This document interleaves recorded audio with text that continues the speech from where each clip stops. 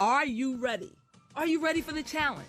National Novel Writing Month will begin in 5 hours and 58 minutes. So, are you ready? Do you think you can do it? Are you up for the challenge?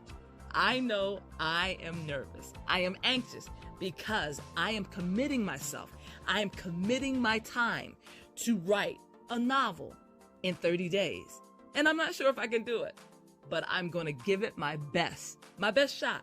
I'm going to try to write in between working a 40-hour week and in between maintaining a household and in between doing all the things that I need to do to maintain my lifestyle. So it's not going to be easy. In fact, it's probably going to be a little difficult.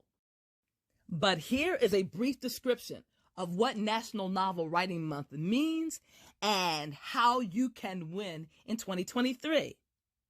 National Novel Writing Month, or NaNoWriMo for short, is an annual event in which participants attempt to write a 50,000-word novel in November. The event was founded in 1999 by Chris Batty and a group of friends in Northern California's Bay Area, and has since grown to become a global phenomenon with hundreds of thousands of participants. The one beautiful thing about National Novel Writing Month is that there are not a lot of rules to follow. You simply need to go to the website and register, or if you already have an account, just recommit yourself. And then on November the 1st at midnight, you can begin writing your story. And it officially ends on November the 30th at 11:59 p.m.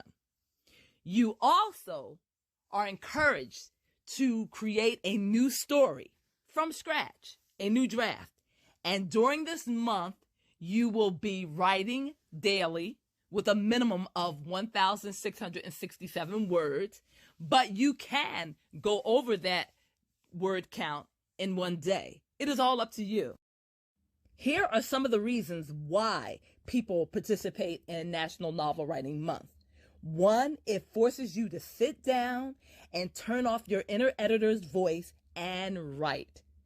And secondly, it allows you to write at a fast pace because you're not thinking about what other people will think about your work or turning your work into other people. You are doing this exercise simply for your own enjoyment and entertainment. And thirdly, the reason that you want to participate in NaNoWriMo is that it is not a solitary event. You will be writing along with thousands and thousands and thousands of other people. You will all have one goal in mind, and that is to complete a novel in a month. And you will be able to encourage one another, whether you pick a buddy to write with on the website or whether you are getting daily emails encouraging you to write and to not give up. And these emails will be coming from established, accomplished writers. So these are reasons why so many people return year after year to NaNoWriMo, because it is a community of writers. You have a large pool of supporters that will cheer you on until the end, until you have typed out your 50,000th word. And they will be here next year to cheer you on for your next novel. Here are things to consider before you begin telling or crafting your story. Find a storyline or a theme or something that you absolutely love. What type of stories do you love to read? Are you the type of person that likes science fiction or romance or suspense or horror? Find a story that you absolutely must tell and then begin the process. Also, understand what people like to read. And this applies if you are trying to write to a market, if you're trying to sell the novel that you're about to craft. Who would be interested in reading it? What is your target audience? Another thing to consider is your characters. Do you care about them? Do you care what happens to them? Are these characters empathetic? Will your readers identify and root for them? These are things to keep in mind.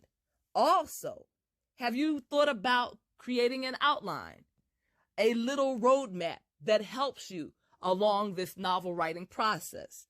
If you haven't, consider it. Consider it seriously. It doesn't have to be an extensive outline. It can be a brief outline, a chapter by chapter outline with 1 or 2 sentences explaining what will occur in each chapter.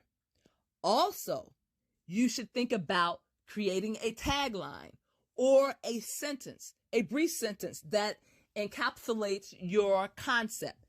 And this one sentence can state clearly and concisely what the story is about. It will give you a clear definition of who the protagonist is and what the protagonist's goal is. An example of this is, in one summer, a young girl can lose it all. This tagline was taken from my first novel, Naira, which is about a young teenager who, in one summer, can lose her innocence, can lose her freedom, can lose her heart. And it is a coming-of-age story that I published in 1997. So, this tagline gives you a clear idea of what is going on with the character and her goal, which is to not lose it all in one summer. You can also plot out the major scenes in your story, the events that you know will occur. You can plot those out and you can have those readily available so that when you do reach those points in your story, you can look over your notes and you can write them. Another nice thing about writing fast or writing by the seat of your pants is that you will be building your world as you write, a little bit at a time. And this is exciting because whatever comes to your mind, it'll be unfiltered. You can just write it and let it flow. It's something like free conscious writing, where you're not really truly thinking about what you're writing. You're just letting it flow out of you and onto the page. And as I've said in the past, you will, after you've completed your novel, be able to go back and edit it to your liking. Another tip is to let your characters be themselves. Let them have free reign. Don't hinder them. Let them become the people that they should be. And see where they take you, because sometimes your characters will take you on journeys and lead you to places that you never imagined.